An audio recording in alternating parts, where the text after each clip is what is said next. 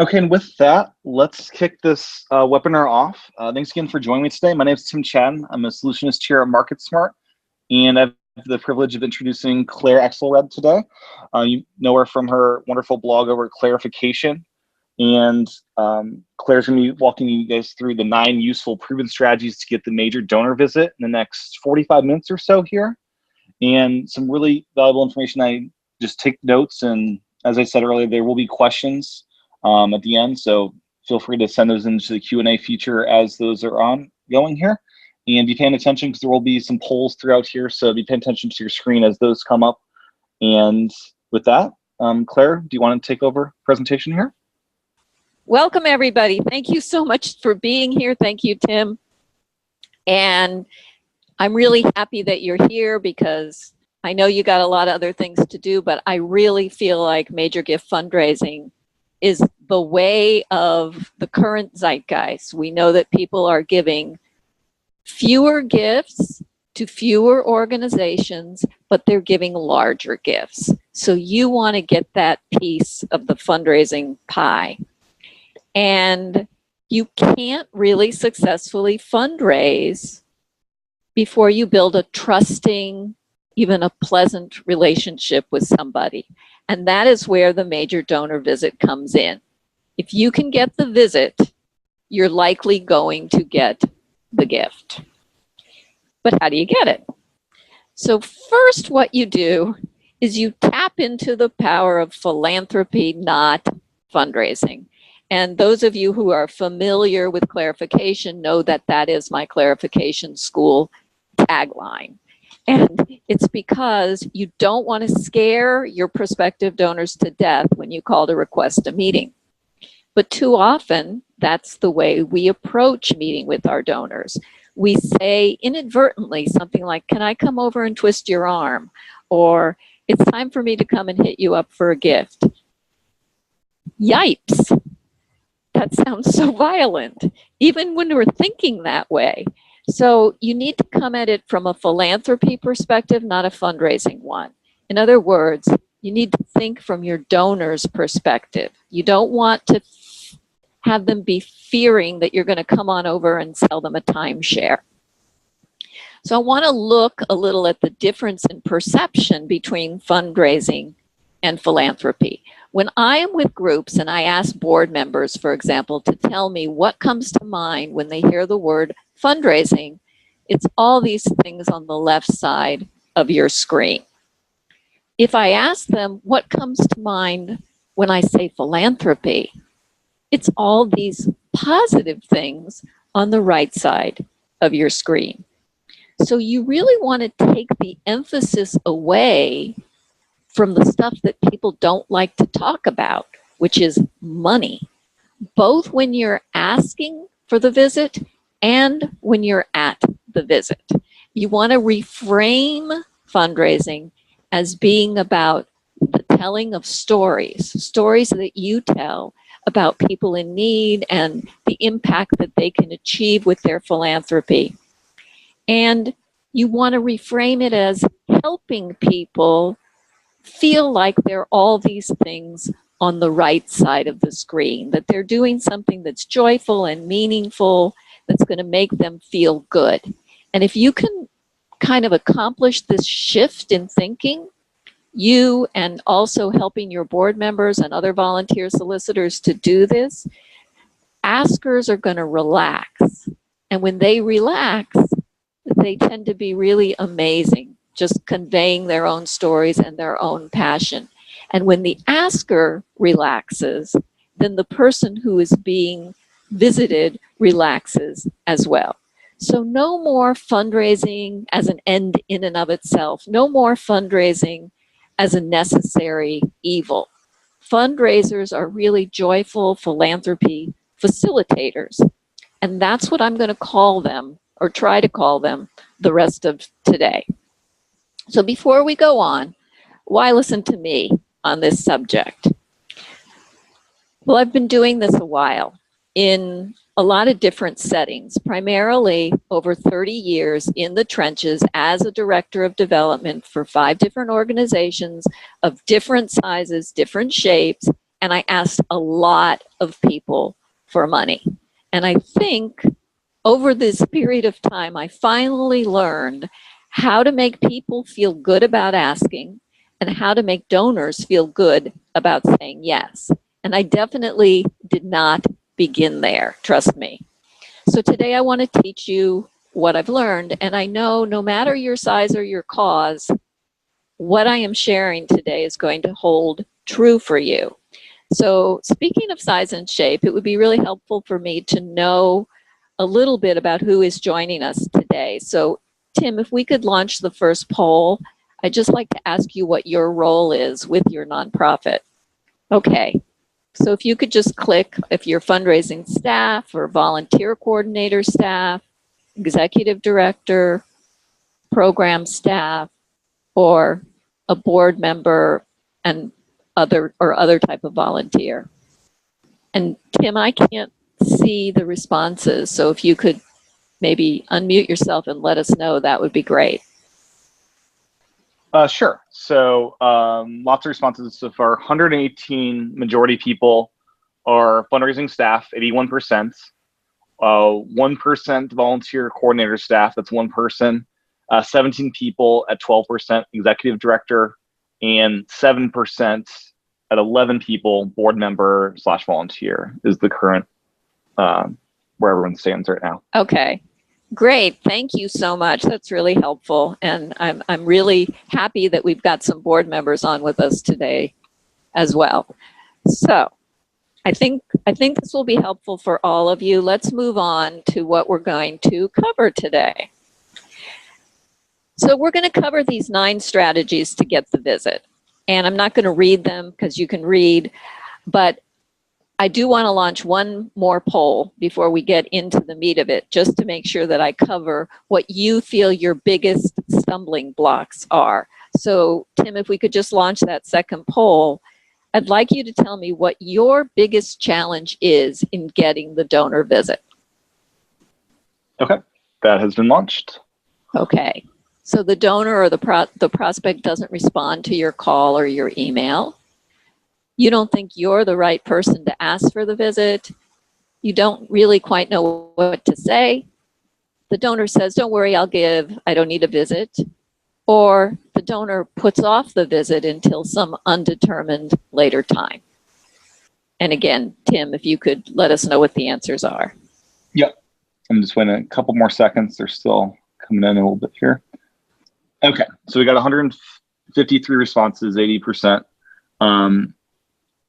Top one is at 50% of the responses, donor prospect doesn't respond to my call / email. That's at 50%, 79 people, 51% now.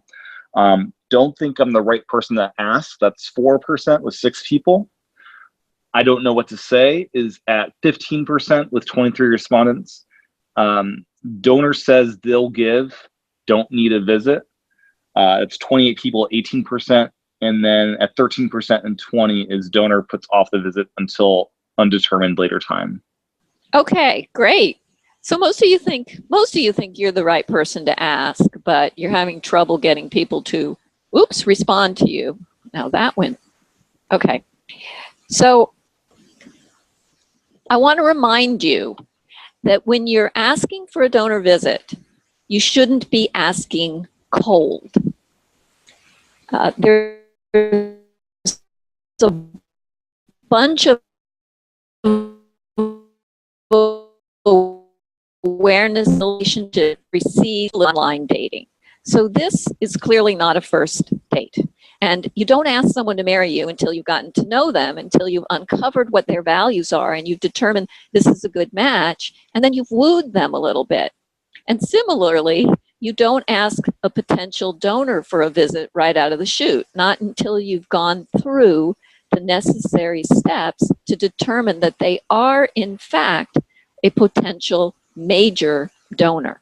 So essentially, asking for the major gift visit is one step in what's often called the major gift pipeline. And not everyone is a major gift prospect. Of those people that you first identify, you've got a list, maybe everyone who gave over $1,000 or something. not everyone on that list wants to be wooed or be in a deeper relationship with you. And that's why you qualify them through a series of attempts to reach out to them. And this is a really important concept. It's something that I cover in depth in my Winning Major Gifts 8-week online course, which I, by the way, offer once or twice a year and happens to be coming right up. It starts January 22nd. So if you're interested in it, please go check out my clarification website under How I Help. You'll find it there.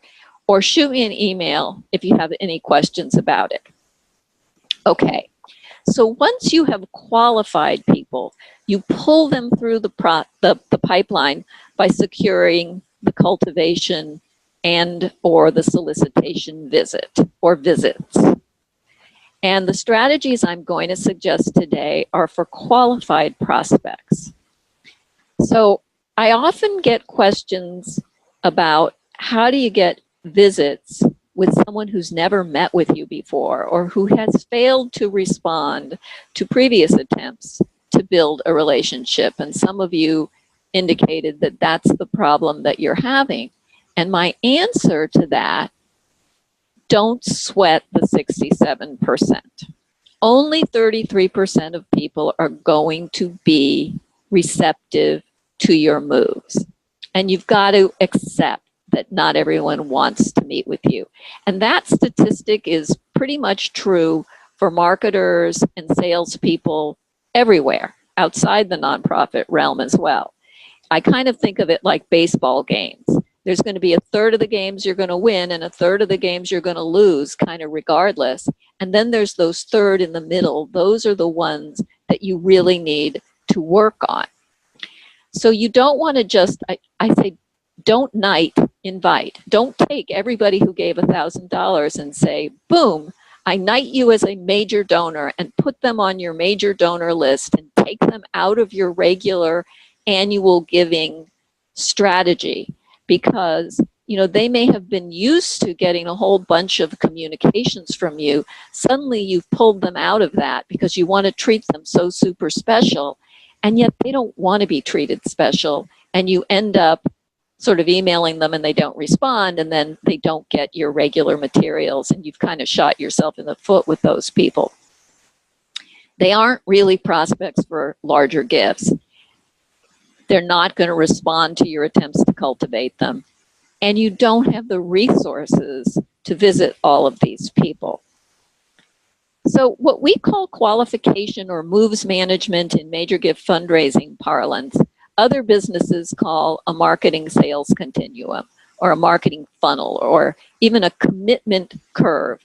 And it's really critical to understanding how major gift fundraising works. So I know this is a review for some of you, but it's really important to put this in a context. This is the classic marketing and development continuum or pipeline.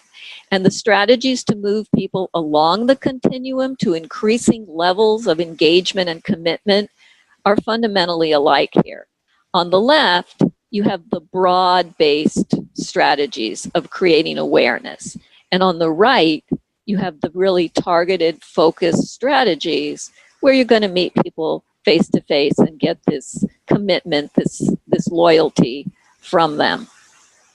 And this kind of marketing continuum applies to absolutely everything that your organization does, to donor acquisition, member acquisition, volunteer recruitment, to admissions, ticket sales, advocacy campaigns, and of course, to annual giving, to major giving, to endowment giving, and to capital campaigns.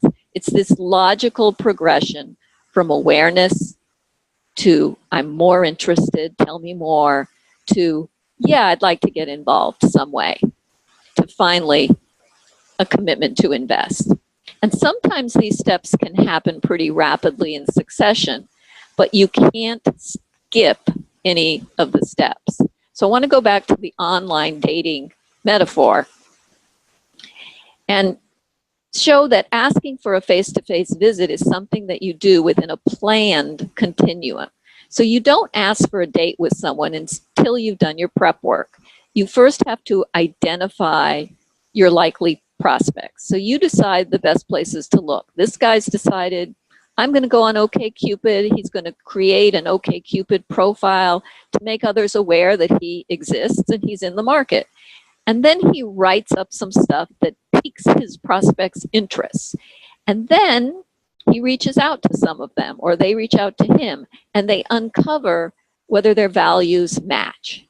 And then they begin to engage, maybe with a little online communication.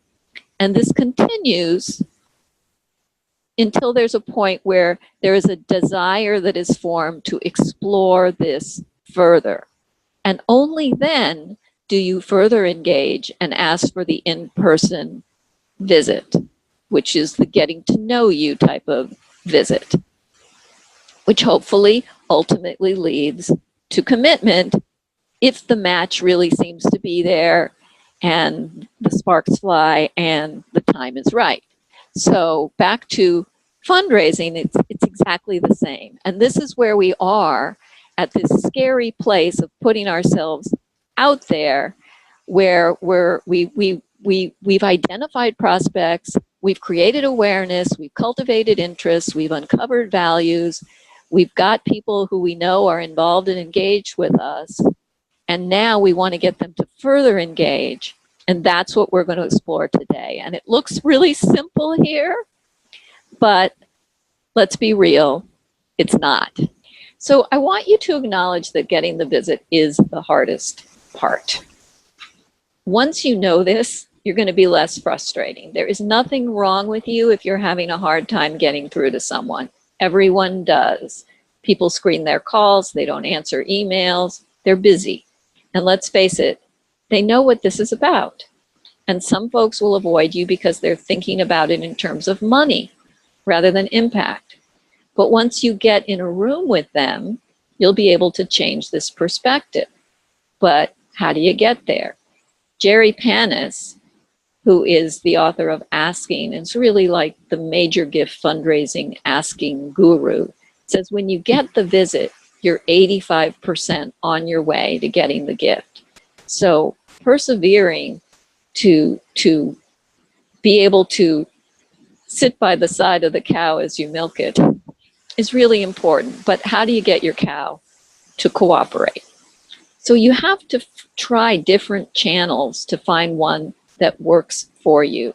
There's no one right way to do this, whether it's email or a handwritten note or a phone call, even a text or social media.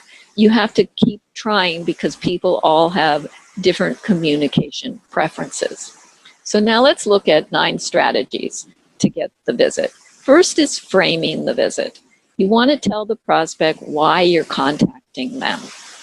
And remember, you're not setting an appointment, you're arranging a visit. Appointments are no fun. Doctors, mechanics, dentists require appointments. But visits are fun. You're going to have a little chat, a little nosh, a lovely conversation. And you want to ask them for advice. This is something I'll talk about a little bit later, but people love to give advice. It's a magical thing when you ask somebody for advice. And then you want to tell the prospect why they've been contacted. I really like to ask for a combination of advice and an exploration of their philanthropic interests. What you don't want to start out with is, here are our needs.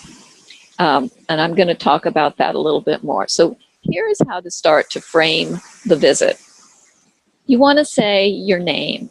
You want to say, remember, you're personal here. People give to people. People are visiting with people. So you want to avoid the classic mistake of forgetting to say who you are and launching into something like, hello, I'm calling on behalf of the Cancer Center.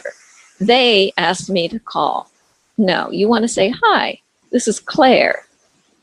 A little bit about how you know them. We met at the gala last month.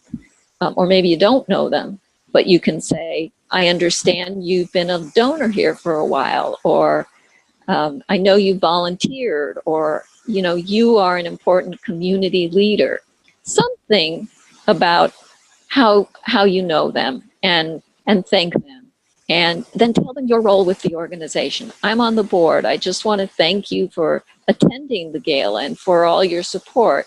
It was so great to meet you. So you're always wanting to thank them for their personal engagement and their past support.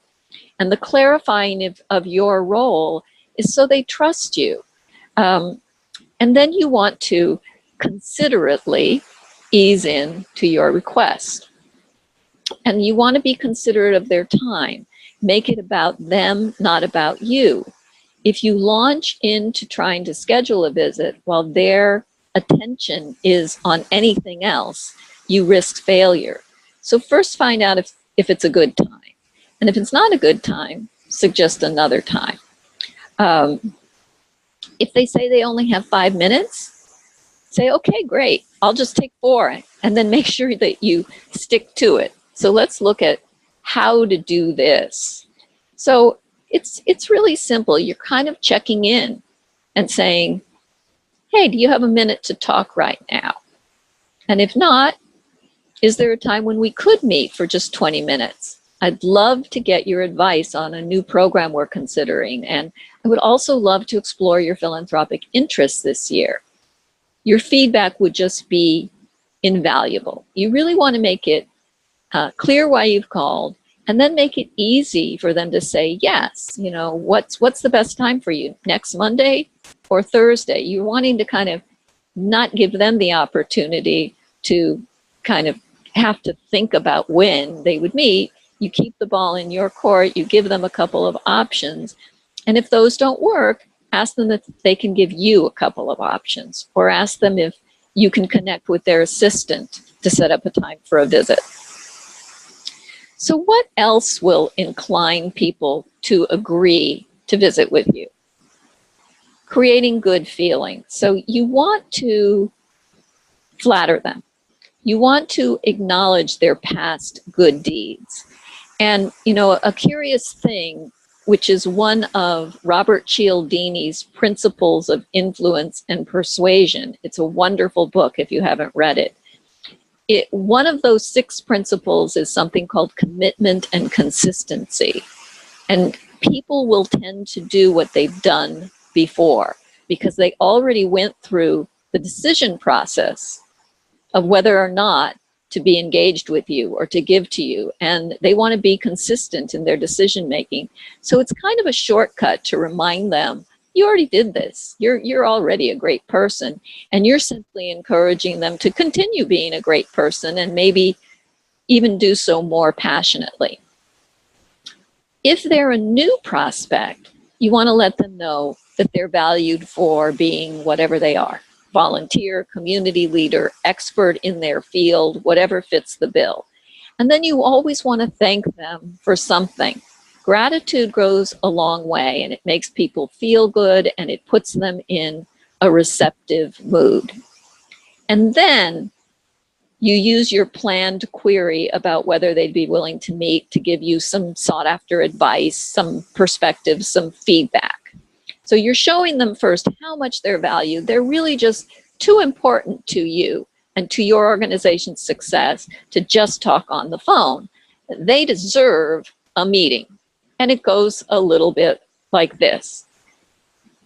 You really stepped up when you helped us with this program. Thanks for being a change maker. It really means a lot. Not everyone gets it and walks the talk like you do. But because you're so special and you really get it, I would love to have a sit down with you to get your advice. It would be so helpful to get your feedback and your valuable perspective. So note how this is all about your donor. And sadly, it's too common to make a really fatal mistake when calling or emailing to ask for a visit. And many people think, oh, well, this is the perfect way to do it, but it's not.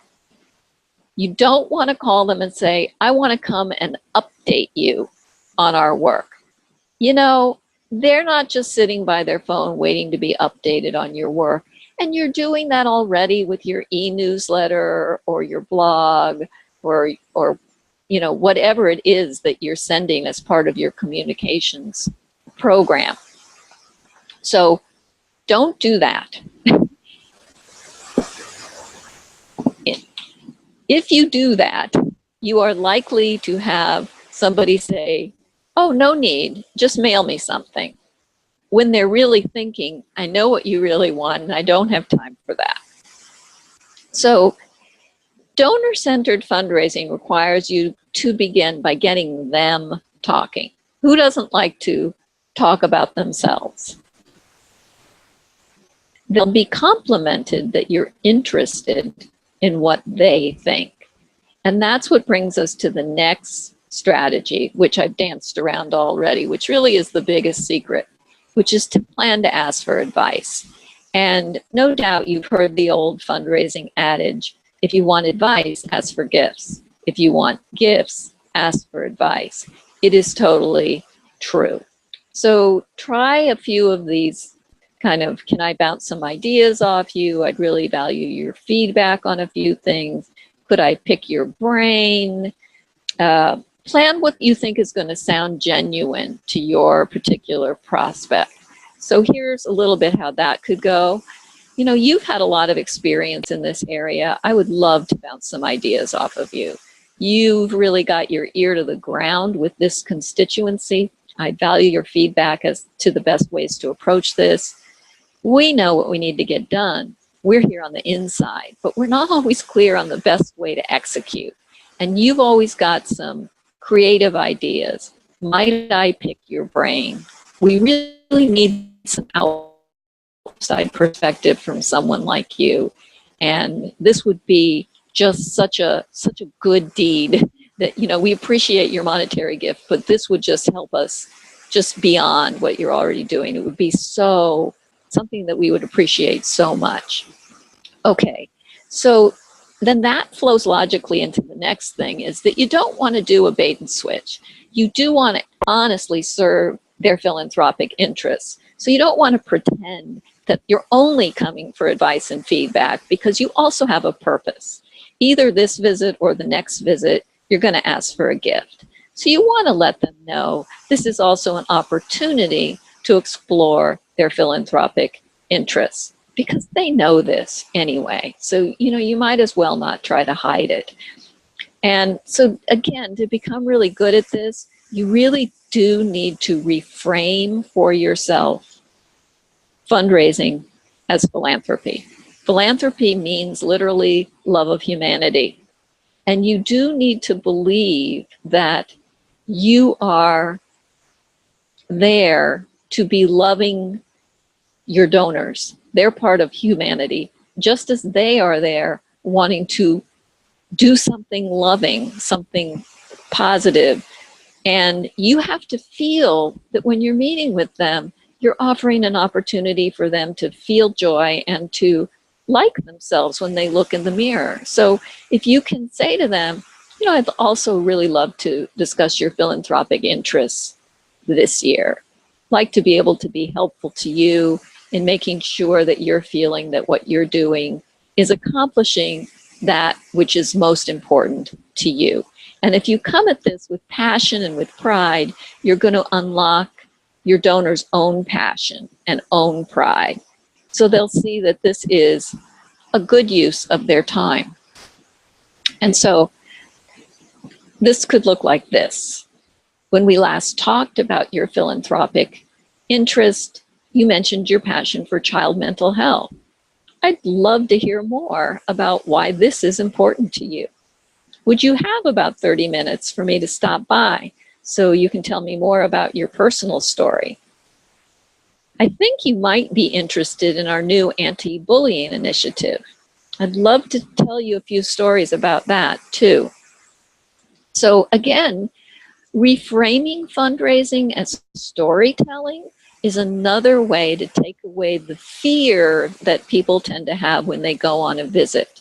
So you don't have to memorize a lot of facts and figures. You just go in there either with your own personal story of connection to the cause or with some stories that you know that you can share about people who came to you who needed help, or if it's not people, it's animals, it's causes, it's environment, it's things that need fixing, and how they got fixed or how the donor could be a part of the fixing. And You also ask a lot of open-ended questions that enable people to tell their own story of, you say like, can I ask you why you give to us, or how did you first get involved with us? Can I ask you what interests you most about what we do, or what interests you in general? What do you think some of the biggest problems facing us are today? You can even ask them if they have a legacy that they want to leave. And that's an easy, non-threatening way to enter into a visit, because people love to talk about themselves. And then for a solicitor, a story, if you come in with a story to tell, that's easy to remember. And people are very receptive to stories. They're great icebreakers. So it's a kind of natural lead-in to asking folks for their reactions to the story that you just told, or if they have a similar story, or if they have any questions about what they heard. I had a boss at a social services agency that I used to work for many years, who would often begin with, I want to tell you some stories that will break your heart and restore your hope. Or sometimes she would just say, every week we get so many people who call on us. I want to tell you about somebody who called this week and what their story was. And while you're thinking about talking with your donors about what their needs are, what their interests are, you also want to think about the practical stuff like their convenience. So I'm often asked, how do you get meetings with out-of-towners?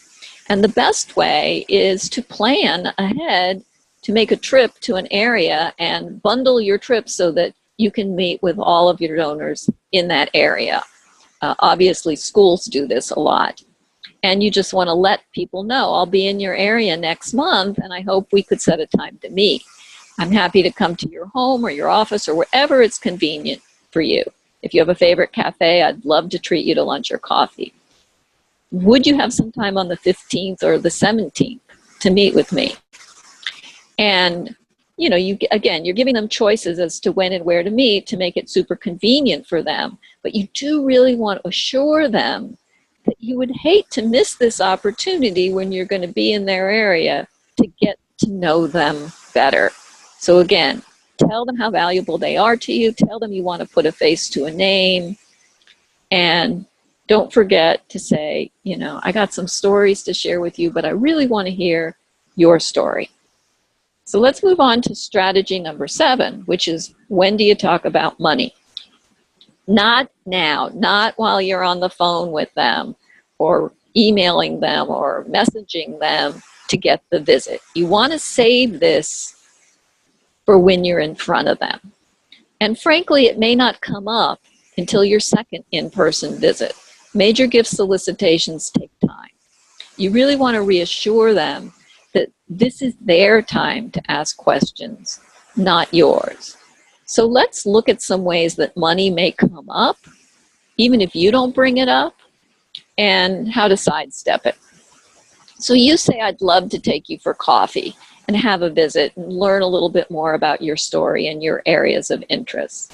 And then the donor prospect you're talking to says, I'm a little busy. I don't have time to meet. I don't want to talk about money. Or I don't have money to give. Or I'll give, don't worry. You don't need to spend time with me. Or I'd love to meet, but I'm going on vacation right now. You think you could call me after vacation? I don't know. Have you ever noticed that it always seems to be vacation season for major donors? It doesn't seem to matter what time of year. They're always going on vacation.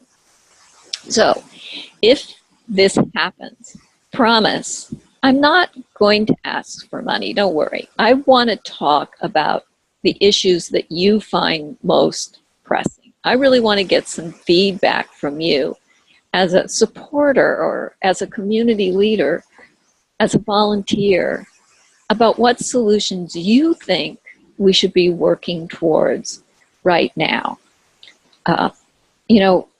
Maybe they know somebody else who can help, and you can say, you already do your fair share, but I'm thinking I'd just like to get your feedback, and maybe you know some other people who can help us. Donor referrals are a very great thing to get out of a donor visit. And then often people will get so interested once you're at the visit that they'll be the one to bring up money. They'll be the one to say, oh my God, that's so interesting. How much would that cost? Or what kind of help do you need with that? Okay, so on to actually setting a time and date, sealing the deal. And I mentioned this before. You want to make sure you offer a couple of choices for the timing of the visit. Don't let them tell you they'll think about it and get back to you, because that won't ever happen. You got to keep the ball in your courts. So I use the old trick that I used with my kid. Offer 2 or 3 choices. They'll generally pick one. So you don't say, hey, do you want veggies for dinner? They're going to say no. But you say, do you want carrots or peas? You get to choose. So that looks a little bit like, are you generally better in the morning or the afternoon or the evening? I'm here for your convenience. Or what's better for you, Tuesday or Friday? Or can I email your assistant and we can find a time that works for you? Remember, this is all about your donor, their convenience, their preferences. And then I want to give you a bonus tip to address the question as to who is the right person to ask for the visit. Most of you didn't seem to think that that was a real problem, but there is in major gift fundraising a generally accepted piece of wisdom that you want 2 types of folks in the room when you're making an ask. So for an ask visit, it does matter. And sometimes one person embodies both of these characteristics. And that is the hardest to say no to person. Somebody that your prospect is going to perceive as important, authoritative, credible, and yes, friendly. And then there's the person the prospect has the best relationship with. And that might be a friend or a family member or a colleague, someone who worked with them in the past at your organization, like the director of development or the major gift officer who built the relationship, or maybe the CEO.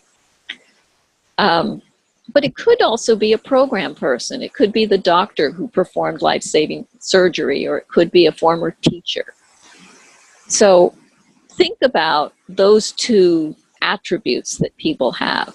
And just as an aside, I really like taking 2 people, even 3 people sometimes, if it can be arranged, into an ask, because I always like to have a board member in the room, somebody who's not getting paid, who doesn't have to ask if they don't want to ask, but can play a really powerful, almost magical role testifying to their own passionate stretch gift. You never want to take someone into an ask visit who hasn't given. And, frankly, I think that holds true for calling to ask for the visit also, because your passion is important. It really comes across. And if you don't feel passionate about enough to have made a gift, it's really hard to ask somebody else to do what you weren't willing to do. And that leads to my final and maybe my favorite secret to assure that your visit securing phone call goes well and yields its desired result. And that is the power of positivity and passion.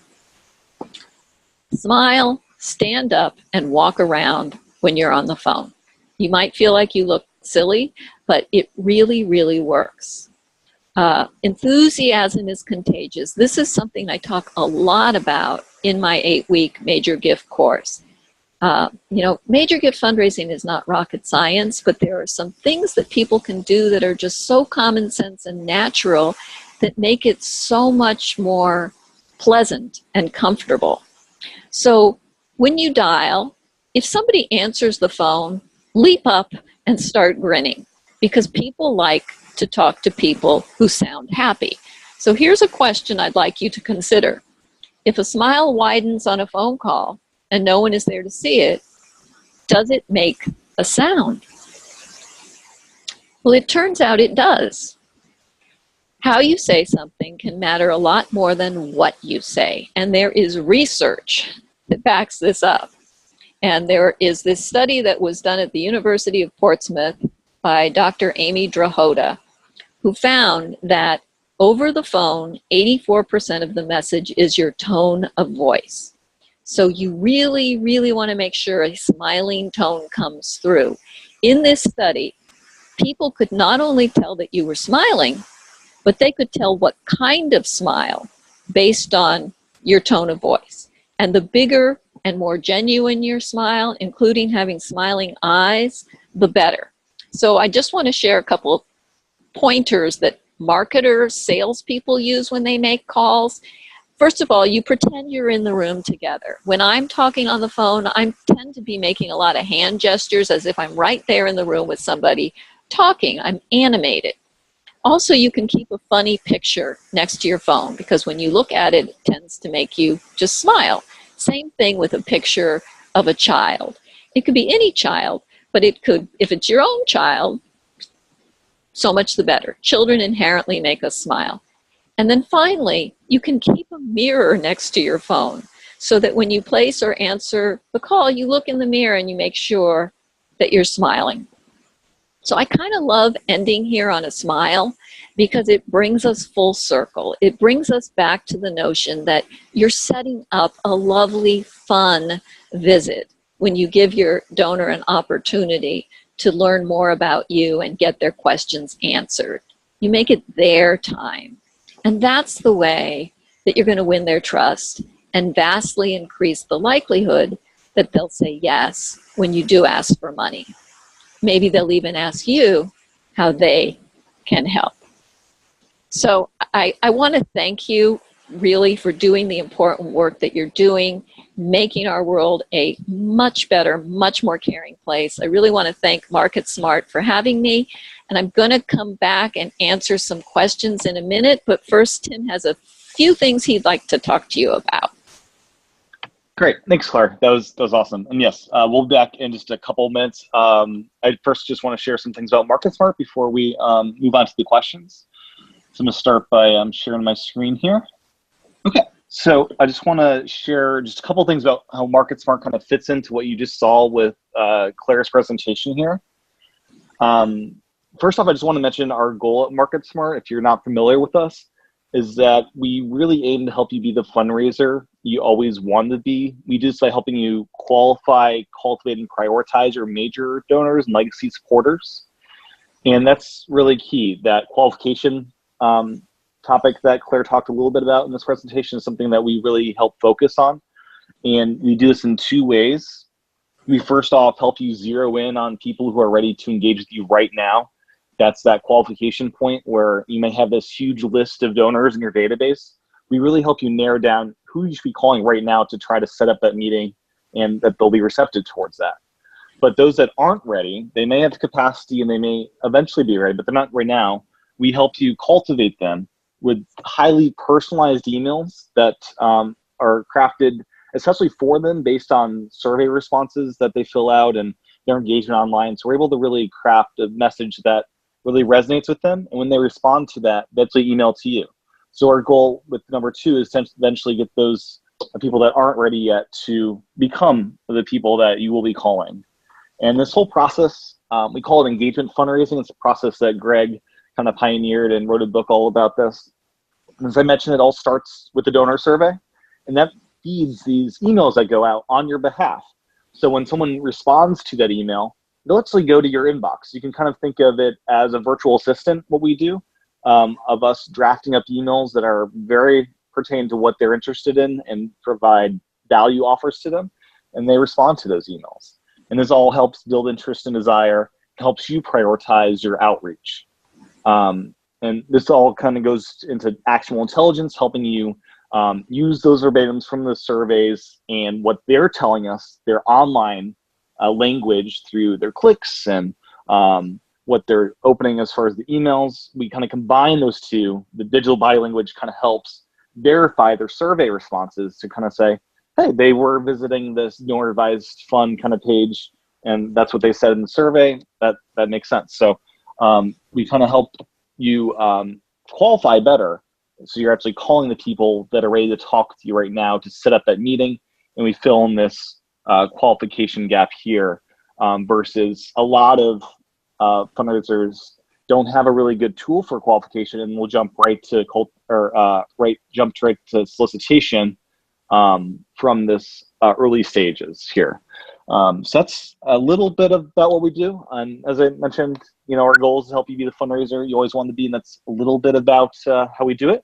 And with that, let's get over to some questions. So thanks again, Claire, for your time. And we've got a couple that have already come in. I'm going to start with this one here that we got kind of in advance of the webinar from someone that couldn't make it. Let's see, here we go. What kind of small talk should I begin with? Okay, well, keep the small talk brief. You want to be cordial, you want to be pleasant, but again, you want to get to the point. Your focus has to be here on setting the visit. So it's something like, hi, this is Claire Axelrad. I sent you a letter the other day about our new anti-bullying program that we're considering.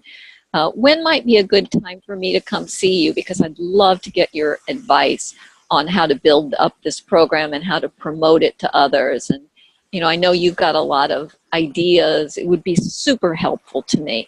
So your task at this point isn't to engage in an extended conversation. Your job is to get to the visit. So the small talk is really just the, hi, this is me, and I want to thank you for whatever it is you're thanking them for. Or it was so great to see you at the event last month. Thanks for coming. And, it's like you're just setting up this is who I am. This is how we know each other. I want to thank you. You're a great person, and you're so great and so valuable that I'd like to talk to you some more. But you don't talk to them some more now. Gotcha. Okay. Next up is a question we got during the presentation. If you're planning to, if you're planning to bring a board member along, do you mention that in the beginning of what you say on the phone, or do you ask after you get the commitment to meet? Well, you can do it either way. If you know that you're going to plan to bring a board member with, I think I would start out with that. I'd start out with, do you have time to meet? And, I would like to bring so-and-so board member with. She has a lot of interest in this area. She's spearheading this program. She'd like to hear your feedback up close and personal too. Could the two of us take you out to lunch, kind of thing? You don't want to spring somebody on somebody at the last minute. You don't want to, because then they start to get afraid. Oh, they're doing this to ask me for money. It really have to, just be like it's logical. I mean, think again about the dating metaphor. You probably wouldn't say, I'd like to bring my mom with on the date, but you could make it a reason that she was coming. Like, she's going to be with me. We're going to be shopping. She's going to come. I just don't want you to be scared that she's going to be there, but don't worry, she's going to leave. But just, think of it again from their perspective. There's nothing wrong with saying that. I usually don't bring two people on the first visit unless it's a really highly qualified prospect, somebody that I've met with before. And so then there's a specific reason for bringing a board member now, which is they're going to be more likely to take the visit because they're going to think this is pretty important and they're pretty big stuff to have two people coming. Gotcha. Does the approach change if the prospect is never given to your organization? If they've never given to you, well, correct.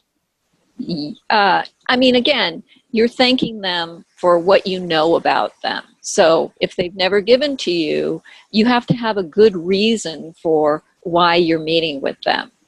And that means that you've figured out through some kind of qualification process that they have some kind of interest in what you do. They have some kind of linkage to somebody involved with your organization. They have capacity to make the gift. And you want to maybe refer to those kinds of things, because otherwise they're going to be like, why out of the blue have you called them? They don't really know you. You don't want to just randomly start calling any old person in your database and saying, can I meet with you? You have to make some kind of connection so that they don't feel like they're getting a cold call from somebody who is trying to sell investment information or something like that. I mean, I hope that makes sense. And we covered a lot, or you covered a lot during this presentation about answering or calling people. Is email ever an appropriate tool to use, just like for the initial outreach? Absolutely. It really depends on you and your donor, what you're both comfortable with.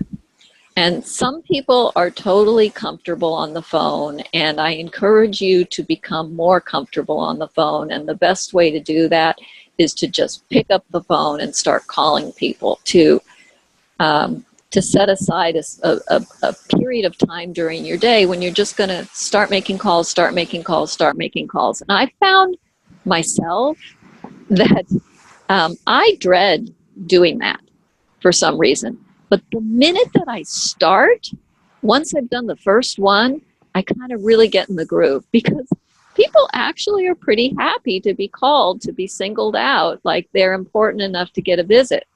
But if you don't reach somebody in person, you can definitely just leave a voicemail, a very friendly voicemail. Hi, this is Claire. I'm calling from the Cancer Center, and I wanted to thank you for your past gift. And I also would really love to just get to know you better. So I'm going to send you a little note with some suggestions of some dates that maybe we could get together, or you could call me at this number, or you could email me at da-da-da-da-da-da-da. In fact, I think I will email you after this call so that you have all my contact information. And thanks again. I look forward to seeing you soon. So and then you follow up with your email. You can follow up with a handwritten note. Handwriting is a very personal way of communicating with people, and people don't get enough in handwriting. But the key is to just really persevere. There is no one right way to do it. Awesome.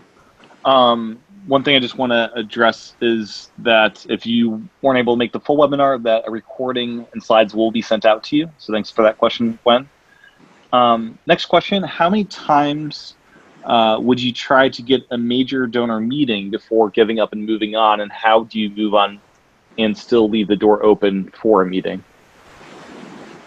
Yeah, I tend to say between 3 and 7 tries, depending upon how valuable they are to you.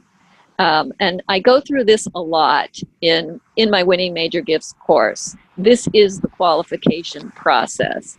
But, you just keep trying different things. You don't want to give up on somebody who you really think, this person has been $1,000 donor. We know they have capacity to be a $10,000, $100,000, $1 million donor. You know that because maybe you've purchased some donor analytics that have told you that, or you know that because you've held screening meetings with some of those who are close to you, board members, donors who say this person has this ability, or you know this because you see they give these sizes of gifts to other charities in your community. So they're a really good prospect for you. So you really do want to persevere, and maybe 7 times, I would say, where you make a call and then you follow up maybe with a personal handwritten note. I mean, you really can never go wrong with a polite, gracious, personal note. It impresses most donors. It's hard to ignore. Maybe you then, if they don't respond to that, you email them a survey. That gives them, one question survey of, something about wanting to know their interests, just to see if they're responding to it. Because anytime that they engage with you, that is a clue. This person maybe does want to be engaged with. And if they just don't engage with you at all after 7 tries, put them aside, give up, let them keep giving to you what they've been giving to you. They've made a statement that that's really all they're going to do. And you don't want to waste your time, because you do have to prioritize who you're going to really work with. Gotcha. Next question. Let's find one here. After you've been to After you've been on the qualification meeting to learn their interests and maybe their advice, how often before you ask to meet again? Well, I don't think you want to let too much time go by, but I think you want to follow up immediately. You want to follow up with a note thanking them for their time. And then you want to think about what did they say and what did they say they were interested in, so that maybe you could, maybe a week later, send them something that says, I was thinking about what you said and I thought you'd be really interested in this article or this story. Or maybe and maybe then in maybe 3 weeks, you maybe say, we're having this event. I'd love for you to be our guest at it. So it's like you keep thinking about them. And, when you're ready, then you ask for the next visit. You don't want to let too much time go by, because we do have a tendency in major gift fundraising to cultivate and cultivate and cultivate and cultivate and never get around to the ask. And donors hate that, because they tend to think then, get inside their head, why aren't they asking me? I thought that's what this was all about. Maybe it's something I said. Maybe they didn't like me. Maybe they don't think I can give a major gift. Maybe I'm just not part of their crowd. So you don't want them to start thinking that. And the more time that you let elapse and don't pay attention to them, the more they start to feel that way. Gotcha. How do you combat the response on the phone call? Let's just have the meeting now on the phone while we're talking. You have to be prepared for that. And sometimes you actually have to do that. I always like to say, we could have the conversation on the phone, but I would really love to meet with you in person. Your feedback is just too important to me to just handle this on the phone. I will come to you anywhere that's convenient, and we can take as much or as little time as you want. Where would be the most convenient place for us to meet? How much time do you have? Because you want to be able to see their body language, and you want them to be able to see yours. Because when you are talking and you can see suddenly their eyes light up, or you can suddenly see their arms cross across their body, it gives you such clues as to what to talk about and what not to talk about. And you can't see that on the phone at all. So really try to make them feel like, I really want to visit with you. And I want to do that because you're a special person. Yeah. Now, does the approach change if we're talking about legacy supporters rather than those with capacity to make a major gift in their lifetime? Not at all. I mean, I don't see why it should. In fact, I found generally that people considering legacy gifts are more willing to take meetings because partly they tend to be older and they tend to be, maybe not living with family members. And so they're looking for, more human connection. So it's really important to try to have that human connection. Fundraising, again, it's love of humanity. That's what philanthropy is. It's a people-to-people endeavor. It's a relationship-building endeavor. So you're not going to marry somebody after you've just exchanged a bunch of emails or just had a bunch of phone calls, and then someone's going to propose to you on the phone. It just doesn't tend to work that way. Gotcha. Next up, let's see. Let me find one here. How do you manage expectations of major donors when they have given advice or input that you can't implement? Well, I always say that's a really great idea, or that's a really interesting idea. Let me take that back to some of our directors or some of our leaders and, think about that a little bit. Or I'll just say, let me think about that a little bit. And then I'll try to think about a way to reframe it, to explain that, we've tried something like that and the reasons that we didn't do it, or that something that they suggested, a kernel of what they suggested, made me think about this other program that we have that maybe they're not aware of. It's kind of like when you've got a little kid and they're holding on to a toy that you don't want them to have. You kind of distract them by handing them another toy. Gotcha. Does the strategy change if you're speaking with someone that kind of represents institutional funder relationships like foundations, corporations, or NGOs? Yeah, I mean, it's a little bit different. I'm primarily talking here about working with individual donors, but people that you meet with at a foundation or a business, they are individuals too. And again, you have to remember that and engage them as individual people as well. But they're going to have something else on their mind because they're going to not be talking to you about their personal passions. They're going to be talking to you about their business or their foundation priorities. So again, you want to be in that mode of, how can I help you? How can I, it's not so much how can I help you leave a legacy or how can I help you enact your personal values, but how can I help you enact the foundation priorities or the business's values? Great. And then another question here. Any language to suggest when on using the I'll be in your area idea that avoids the donor feeling simply like an add-on visit, like they're not important as a result? You could say one of the reasons I'm going to be in your area is I would really love to talk to you. And so I've set up this trip where I can make sure that I have a chance to see you. When might you be available during this period? I mean, I don't really think that people feel like they're an add-on visit. Again, this is making them feel like they're really important by reminding them about the ways that they are engaged with you, why that means so much to you. And, I always tell people, I worked for years at a Jewish social service agency, and one of the words that we tended to use a lot was doing a mitzvah, doing a good deed. And I would tell people, you've already done the mitzvah of making a gift here, but you would be doing a double mitzvah if you would meet with me and give me some feedback so that we know better how to get other people like you engaged with us. Your advice, your feedback is what's going to help us do that. We get kind of really insular here. We're inside, we're talking to ourselves. You know the community.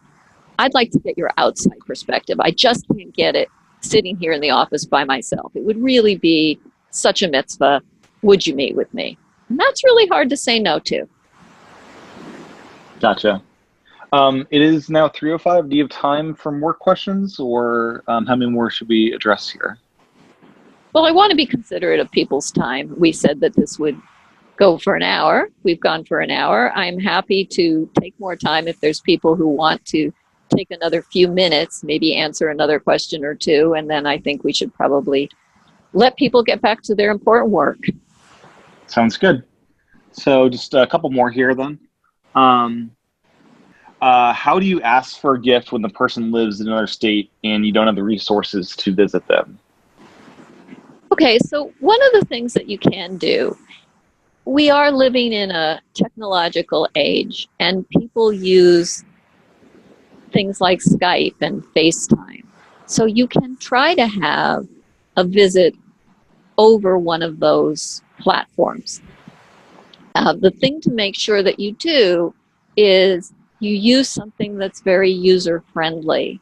Especially with older donors, you don't want to make them have to download a conferencing program that's going to be really confusing and frustrating.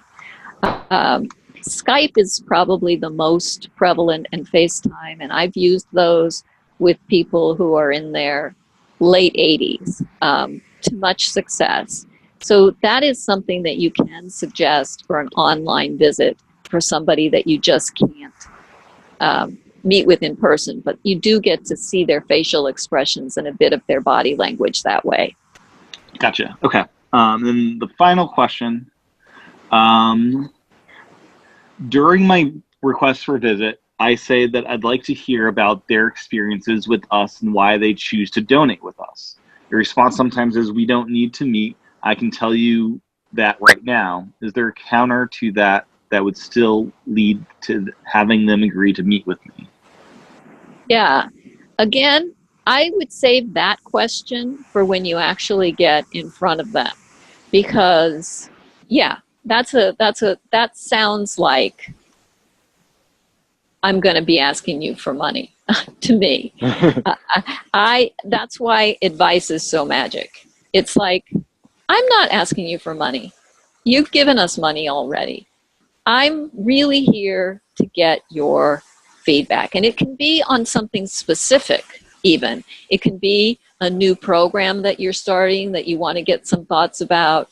You know, what do you think would be the key parts of this? What do you think people would resonate with? How do we promote this? How do we let people know about it? It could even be a new newsletter, a new logo. You know, people think, oh, that's kind of fun. Like, I get to be in on telling them what I think about their new logo. So the advice kind of thing is just really magical. And then when you get there, there's a whole series of open-ended questions that I can suggest to you. I do that in my Major Gifts course, of how you get people to open up and start talking about what things interest them most, about what things they value most. So great. I hope that makes sense. Yeah. Yeah. And I would just want to close with saying, you know, I had up on my screen a quote from Maya Angelou that said, "I have found that among its other benefits, giving liberates the soul of the giver." You really need to go into the visit and the ask, feeling that you're privileged to be able to share a vision that's not just yours, but it's also the donor's vision, and to ask them to join you doing something that they love. You're kind of transferring the joy of the success of your mission to them. That is philanthropy. That's a win-win. And you're just a facilitator of that love of humanity. Your work in major giving unlocks something good in the donor and brings them meaning. And when people give to something that they feel connected to, and you keep them connected to it, the circle of life continues, and it's all good. Well, great. Well, thank you so much, Claire, for your time today. Once again, you can find more about MarketSmart. I'm marketsmart.com to kind of learn what we do. And then Claire's got this e-course coming up. You can find more about that at clarification.com. That's the Winning Major Gifts Fundraising Strategies e-course. It's an 8-week e-course and kind of dives deeper into some of what you saw today and some brand new stuff outside of this. And anything else you want to share on that, Claire? Nope, I think that's good. I'd love to have you in the course if you can do it. And ask me any questions. I answer every email, claire@clarification.com.